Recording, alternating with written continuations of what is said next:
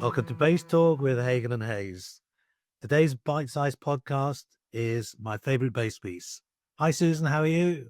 I'm doing well, David. How are you doing? Very well, thank you. And what's your favorite bass piece? It's such a hard choice, Mm. honestly, but Yes. we had talked about this as a topic, and I decided it has to be Bottesini's second concerto. And the reason for that is the very first time I heard that piece, I was probably I had driven in high school, so I was probably maybe in Mm. the 10th grade. And that was the piece that made me decide I had to become a bass player. I said, or at least I couldn't die until I had played that piece. And I haven't had that reaction to a lot of pieces in my life. I do have a bucket list, but it Mm. was so stunning, so moving, so vocal and singing and beautiful that I just thought, if I don't get to play this piece, it's not worth it.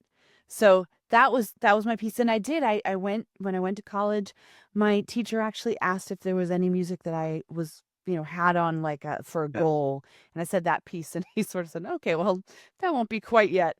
Um, but I learned it when the time was right. He prepared me, gave me all the tools first so that I wasn't overwhelmed.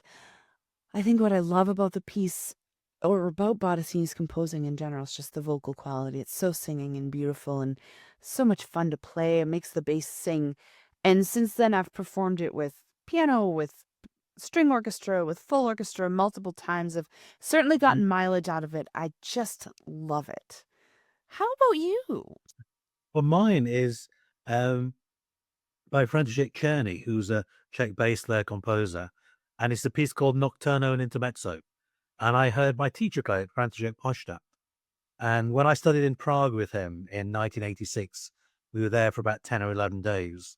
And the night before we came home, he had a recital in Prague. And he rarely played, apart from the orchestra in Prague. He didn't do solo recitals there. And he was doing half a recital. And he played this piece. And I thought it was magical, absolutely magical. And it's lyrical and it's fast and virtuosic and it sings. It's everything that he did really beautifully. And so I managed to get hold of the copy. I think he sent me his copy, and I learned it. And then when I was having lessons, when I went back for some more tuition, I had lessons in his house. So often I'd play the Grancino bass, and that was originally owned by Czerny.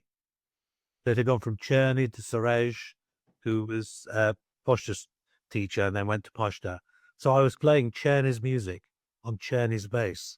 So it was such a privilege. It was such amazing, um, amazing time. And it's a piece I always come back to. I still love it. If I have to play any piece, as long as the pianist is decent, because it's not the easiest piano part, Mm.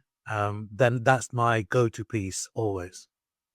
That's great, and I'm excited because that's a piece that I don't know, like, I've never Mm. learned it, and the way you talk about it makes me wanna grab a copy of it and learn it, and I love the heritage of having played Czerny's music on Czerny's bass, like you and I have both played Kuzovitsky's music on That's it. Kuzovitsky's bass.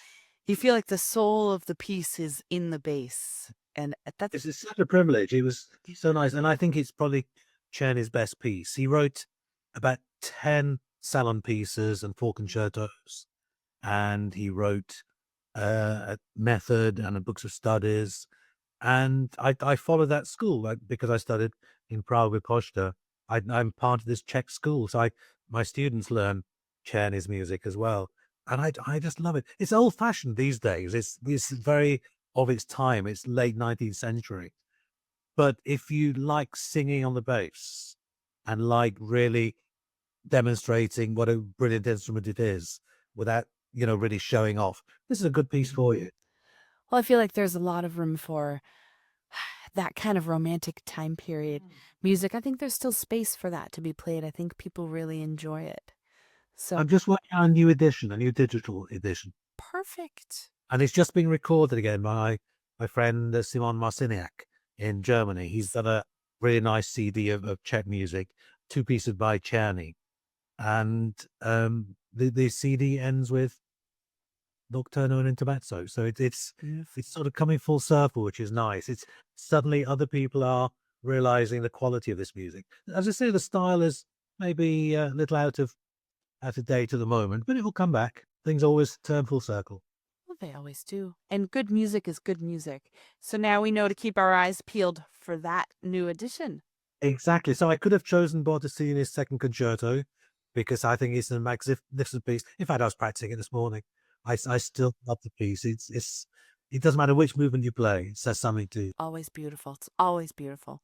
So I hope everyone checks out both of these pieces and learns, learn them. If you don't know them, learn them. And if you do know them, play them again.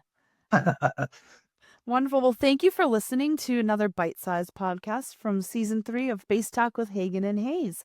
Like and subscribe on our YouTube channel, and we will see you soon for another bite-sized podcast. Bye, everybody. Bye.